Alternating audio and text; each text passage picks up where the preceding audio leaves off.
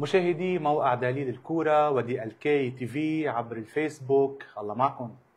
عم نطلع عليكم مباشرة بحلقة خاصة مع محامي الأوادم، الرجل المقدام العنيد والمناضل في مهنته، لا يسكت عن الحق.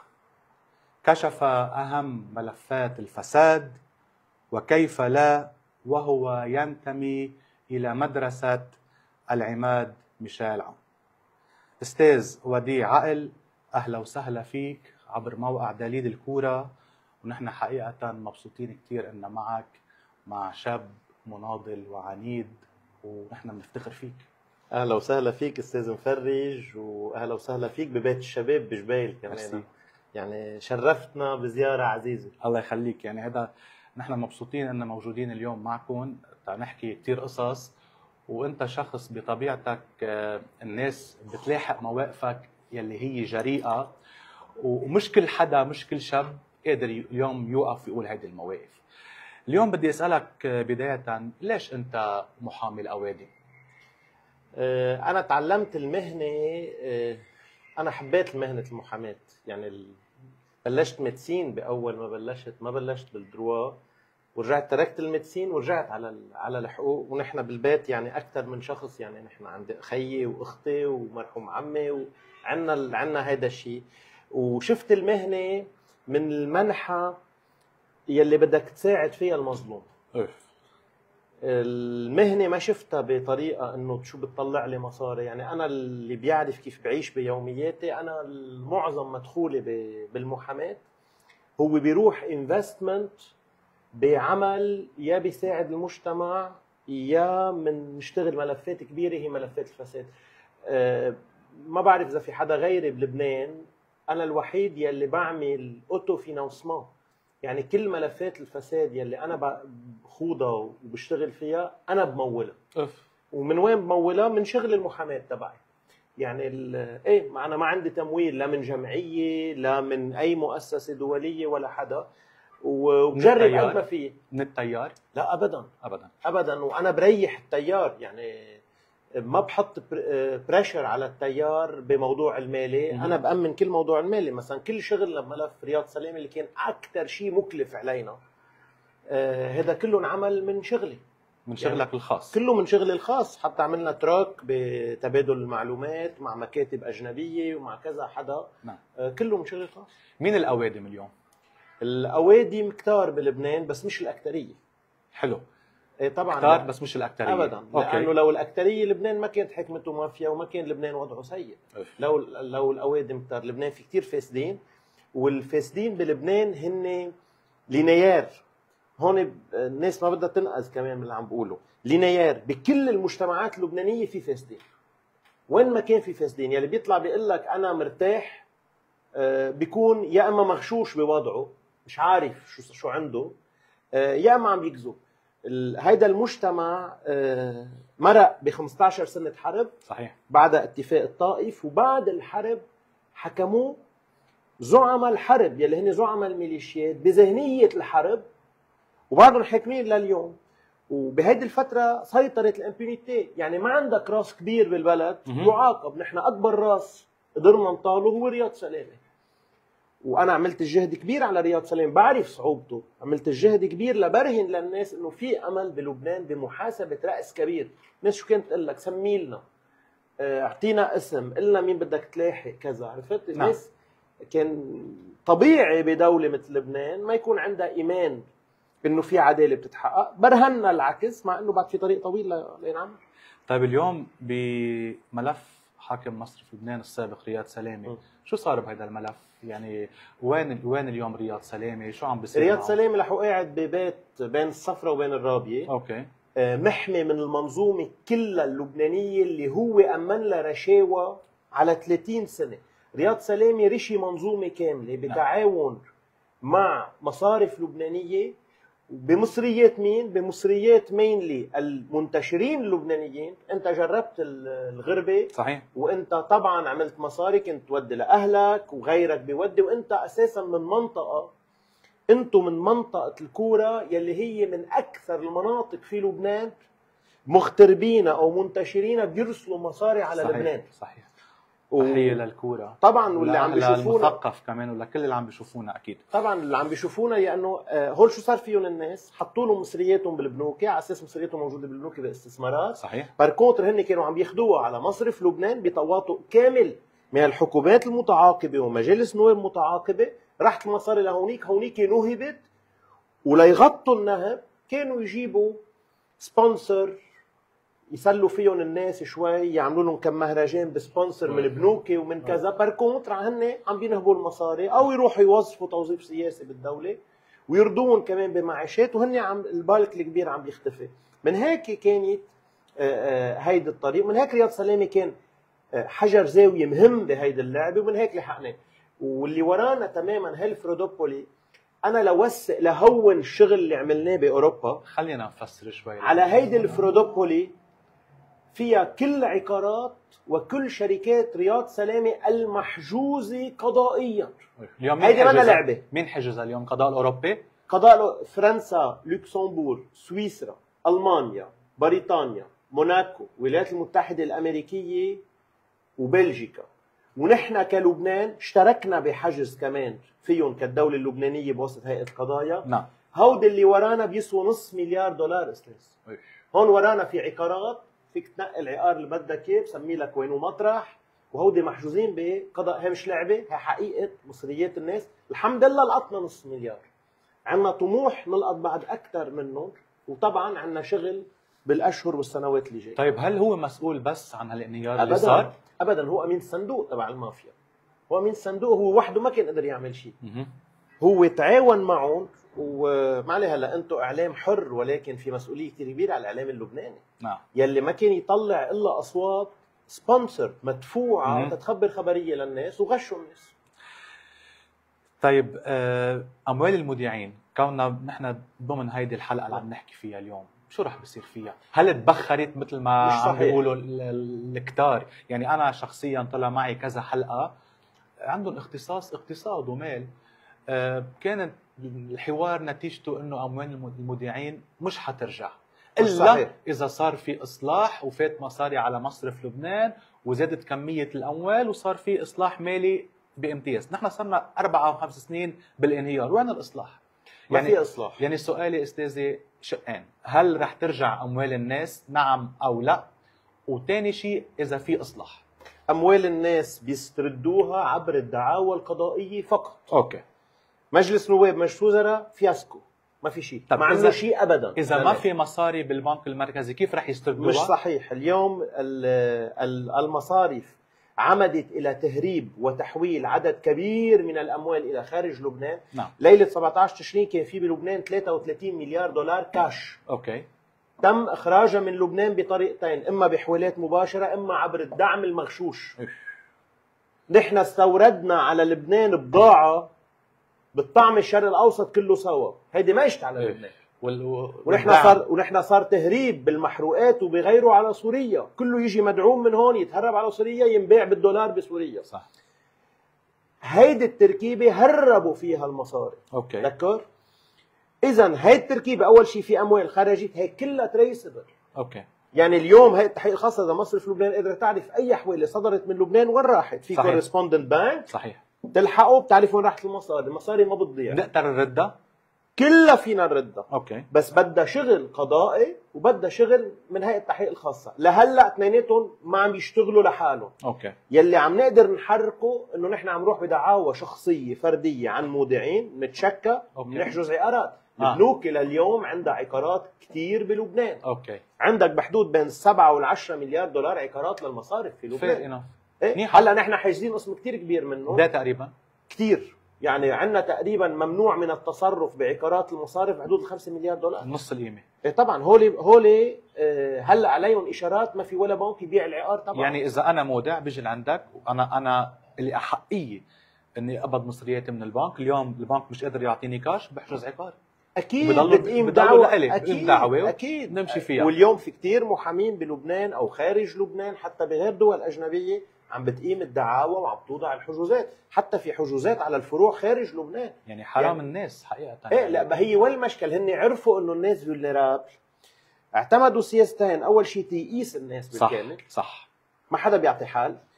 تاني شغله اعتمدوا على اعلام بخبرك كل الوقت انه فوق القمر، خلص نسي. وانا رح اقول لك مين المتضرر الاكبر؟ ليسوا المقيمين في لبنان. متضرر الاكبر من الازمه هن المنتشرين اللبنانيين بالخارج والعرب والاجانب المودعين في لبنان، طبعا لانه المبالغ الكبيره هي لهون يلي وثقوا بالنظام المصرفي. يعني طبعا نحن كنا سويسرا الشرق بالنظام المصرفي بالطبع. والطبي كمان، بالطبع. دمروا البلد بالطبع. للاسف. وهولي اذا ما عالجت لهم وما ساعدتهم هولي بيحقدوا على لبنان. الله. وهيدي خطيئه مميته سياسيه ترتكب. واليوم نجيب مئاتي هو بيتحمل مسؤوليه بالشخص. اليوم نجيب مئاتي اجى عطل كل الحلول المطروحه.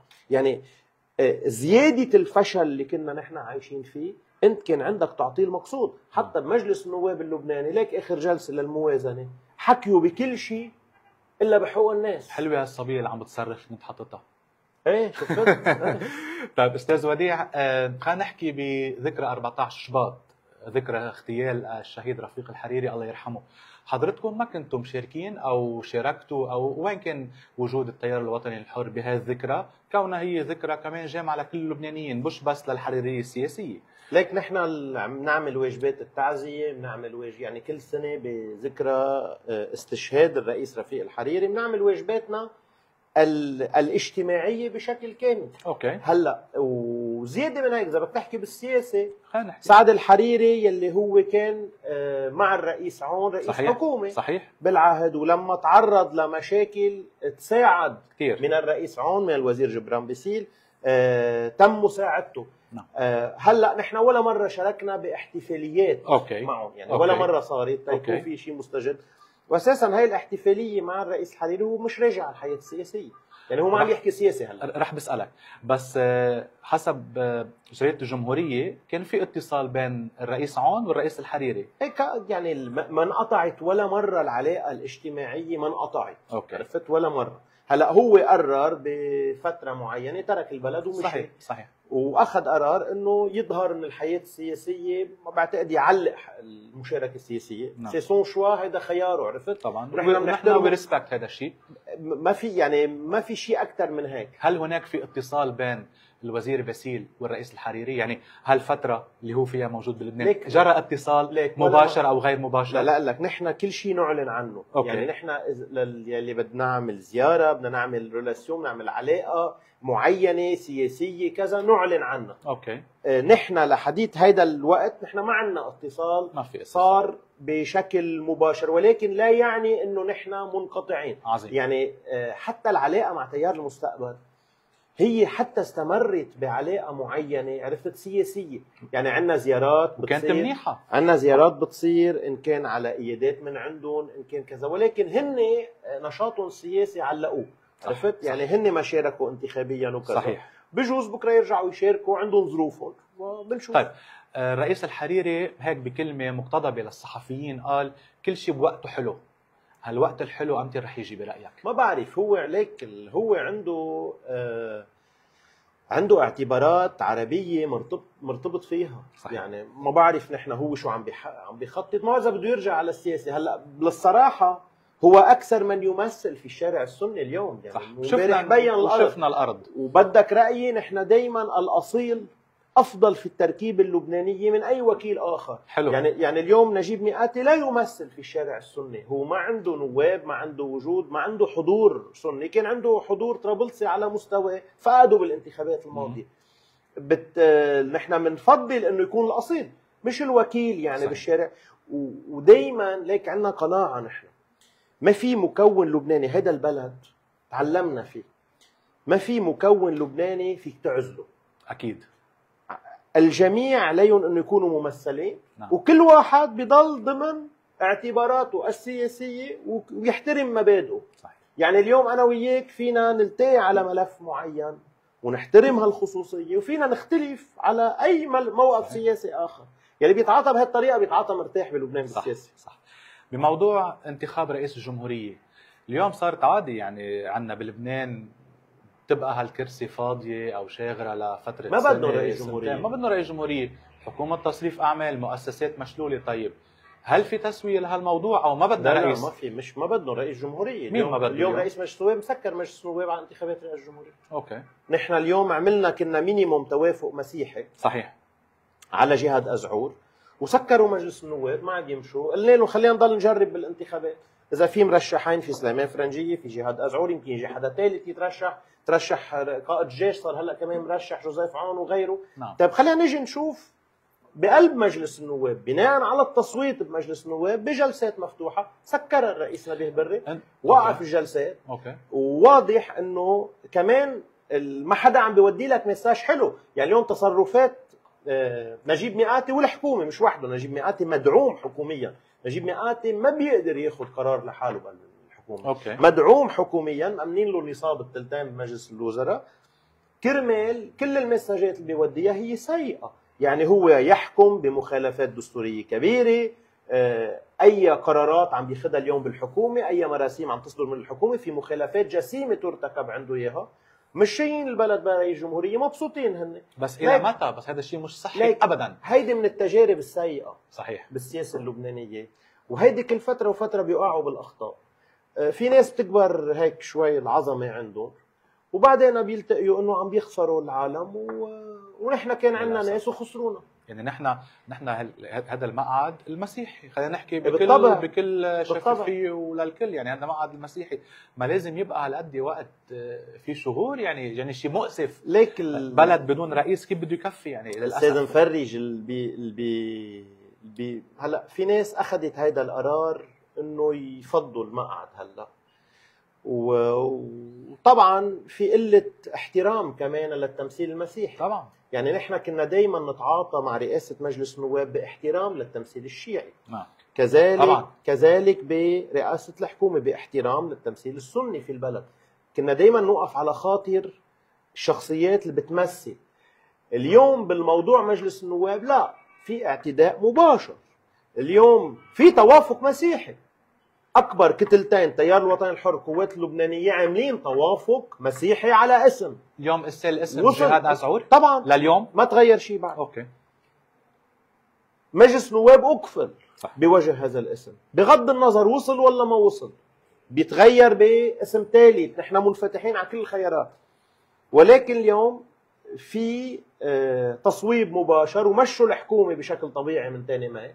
هلا هن قادرين يعملوها لنشوف قد ايه بيستمروا فيها، لنشوف قد ايه ردات الفعل السيئه. انا بقول لك ظهر هلا بالشارع المسيحي غضب كبير. الشارع المسيحي اليوم لا يتفاعل ابدا مع ما يحصل في الحكومه. وزراء الحكومه المسيحيين معزولين بالكامل اليوم يلي بيحضروا مع نجيب مئاتي، وردة الفعل فيها غضب. نعم. اوكي، هلا هيدا ما معناتها انه نحن بنشجع هذا الغضب المسيحي ابدا، ولكن هيدا مطلب حق. ان شاء الله على امل يعني يصير في انتخابات رئاسيه قريبه، وحقيقه يجي رئيس جمهوريه قادر يحكم البلد، قادر يمشي بهالبلد، قادر يخلصنا من هالجحيم اللي احنا فيه. حقيقه نحن شباب بدنا نبقى بلبنان، بدنا عم نجاهد نبقى بلبنان. يا جماعه الخير خلونا نكفي بهالبلد. ليك اللي عم بتقوله مهم، ومهم كمان وبينسحب على اللي عم بيصير اليوم من اعتداء اسرائيلي بالجنوب. رح نحكي بالموضوع. عرفت؟ يعني هيدا الكلام اللي عم بتقوله هيدا اساسي كمان. اليوم في مواطنين لبنانيين يعتدى عليهم في الجنوب. صحيح بعتذر. صحيح يعني حقيقة من موضوع جنوب استاذ وديع، يعني نحن تحياتنا وقلبنا وكل شيء مع اهلنا بجنوب. يعني هودي اهلنا. اليوم فارس اسكندر عمل مقطع غنية كتير حلوة معتبر فيها انه جنوب هي بلد تاني. عم بيقول يا الناس وينكم يا جماعة؟ يعني انا بوجه له تحية. فعلا نحن جنوب هذا بلدنا، واهل جنوب هن اهلنا وهن شعبنا. اليوم انتم شو موقفكم من اللي عم بيصير بجنوب؟ نحن ضد نحن في ثوابت عندنا. نحن ضد الاسرائيلي باعتدائه علينا. صح. نحن نتعاطف مع اهل غزة والفلسطينيين. نحن حتما مع اهل الجنوب واهلنا اللبنانية باي مقاومة لهم ضد الاسرائيلي، ولكن نحن ضد فتح الساحات ووحدة الساحات، انه بندعم غزة ولا بندعم غير مطرح بفتح جبهة عنا.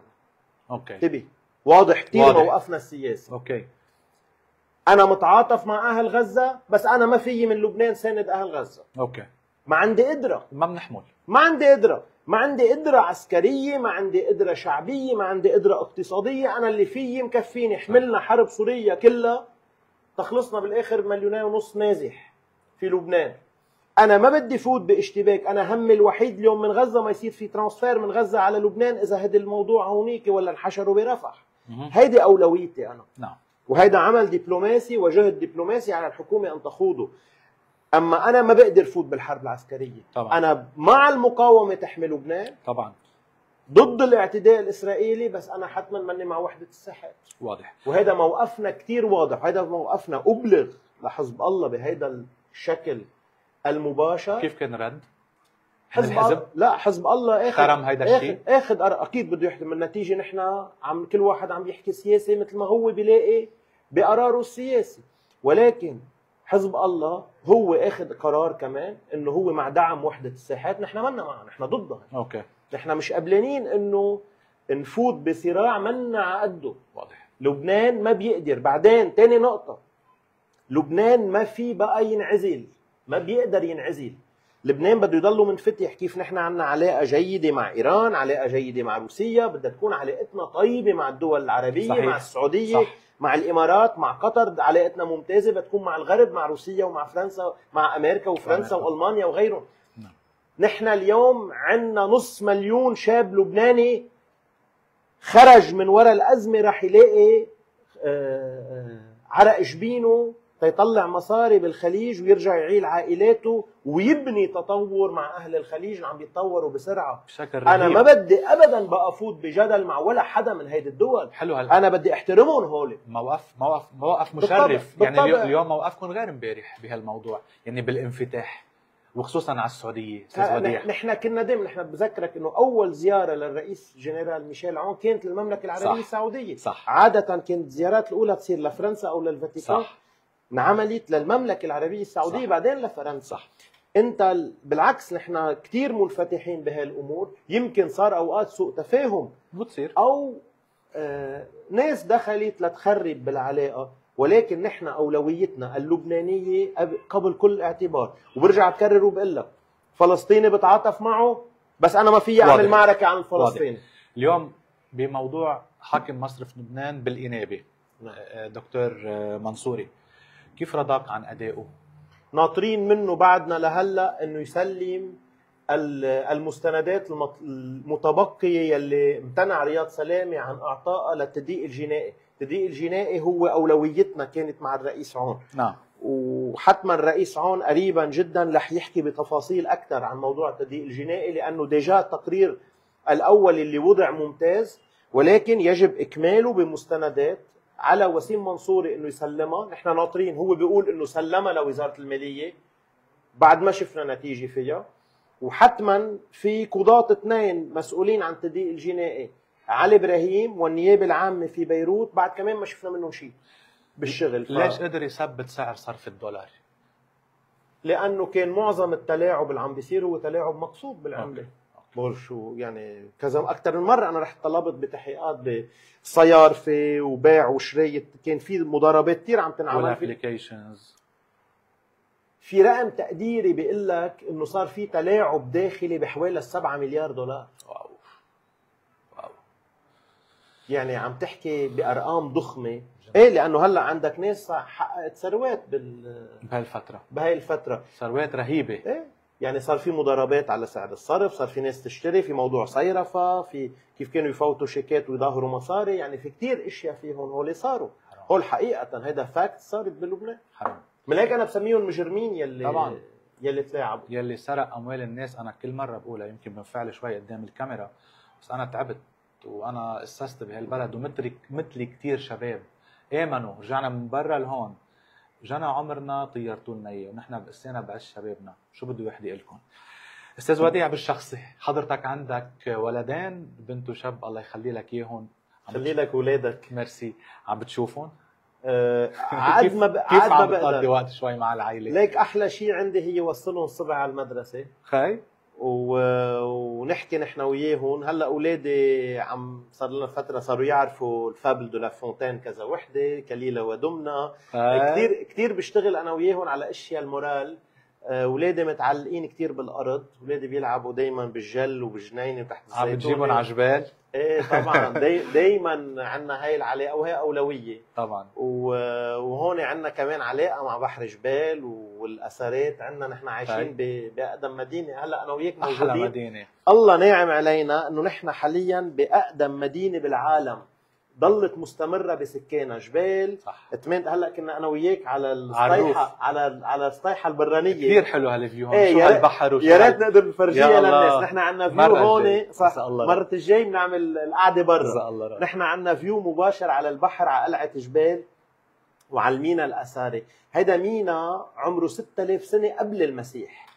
وجبال هي بتفرق عن كل المدن القديمه، في مدن بعمرها كانت تعمرت، ولكن الجبال هي الوحيده يلي سكانها ضلوا ساكنينها. بكفي اسمها بيبلوس. ايه في احلى طبعا من هالاسم. ايه. طيب اليوم استاذ وديع كمان بالشخصي الساكن مهدد امنيا؟ لا بطلت مثل قبل، انا مرتاح كثير هلا. انا بسوق سيارتي لحالي، بروح وبيجي لحالي، بطل عندنا المشكل. قبل مرقنا بفترات كانت شوي صعبه. انا كثير بسمع الكلمه وبحترم يلي بيعطيني النصايح، كتر خير الله مرقنا بخير. بعدين بتعرف انا مآمن، انا انسان مؤمن جدا. هلا بلوموني شوي ما بروح كثير بقدس بالكنيسه، بس انا كثير مؤمن وبآمن انه الله اللي كاتبه بده يصير، اللي كاتبه بده يصير، والله بيعطينا وظيفه، ووظيفتنا انه نعمل خير بهذا المجتمع. والله يقدرك. وهذا اللي عم بعمله. هل رح نشوفك نائب بجبال بالانتخابات الجايه اذا الله راد؟ انا عندي هلا بجديد صار عندي رغبه بالترشح بجبال، لانه بدي كمل شيء بلشته، بدي اروح فيه اكثر على مستوى مجلس النواب اذا الله راد. ان شاء الله. طبعا نحن الحزب بيرشح طبعا. الحزب يا بيرشح يا بيحجب ترشيحنا، وانا من المحازبين المنضبطين جدا. أوكي. بالتيار. منضبط او مشاغب؟ لا انا منضبط جدا. انا حزبي، انا كثير بحب اعطي التيار، يعني يكون انا بحب كون ادد فاليو بالتيار، ما كون تقالي على حزبي. وبعتقد هذا عم بينجح معنا الموضوع، وبجبال الوضع منيح. اليوم انت من المميزين عند الوزير باسيل، من الاشخاص المقربين المميزين عند الوزير باسيل. هو خي وعزيز جدا، تحيه له. وانا بحبه. ومش بس هيك، ظلم الناس مع يعني الوزير باسيل بيشبه هيدا النجاح المعمول بالبترول. صح. هيدا هو صح. هيدا الرجل انظلم اعلاميا كثير، لانه انعمل عليه متركاج اعلامي، ولكن الحمد لله اليوم هو بخير. أنا حقيقة أستاذ وديع كثير انبسطت بهالحلقة، الحلقة هيك الشبابية بهالقعدة الحلوة، ومعك أنت كشخص محترم جدا. أنا هاللقاء استمتعت فيه. إن شاء الله المشاهدين ما يكون حدا منكم انزعج منا، بالعكس بعتقد عملنا لقاء حلو. بشكرك لوقتك اليوم. بالعكس الله يوفقك وميرسي لك، وبركي منطل صوتكم المرة الجاي كمان على استوديو ونعملكم زيارة. سهلة فيك. استوديو هو بتعتبره بيتك، والكورة ترحب فيك بحيالله وقت. عزيزة جدا الكورة، بتعرف معي لنختم هيك شوي. الكورة هي من المناطق اللبنانية يلي هي حالة ربط في لبنان. صح. مش بس في لبنان، حتى مع الانتشار لبنان. نتيجة لبنان هو بلد على مدى الزمن كان دايما بلد منفتح بالعالم، ناسه واهله بيروحوا، يعني ما في مطرح بتروح عليه بهالدنيا بتلاقي جاليه لبنانيه الا ما بتلاقي كوراني مميز. صح. بقلبه، وانتم لمعتوا. صح. يعني بالكوره الحمد لله في مبدعين. صح. كبار كتير خارج لبنان، ومعناتها هيدي ارض خصبه. يمكن هالزيت الزيتون مميز جدا. وشجره الزيتون. اليوم انا حوالي بيتي في بستان زيتون، قلت لهم الشجره اللي بنشيلها مضطرين نشيلها تنفوت على البيت بنزرعها طبعا نفس الجنينه. ممنوع. ابن اصل. خلي لي اياك. مشاهدينا نحن وصلنا لختام هيدي الحلقه الحلوه المباشره مع استاذ وديع عقل. انطرونا بحلقات جديده. انا كنت معكم جورج مفرج، الى اللقاء.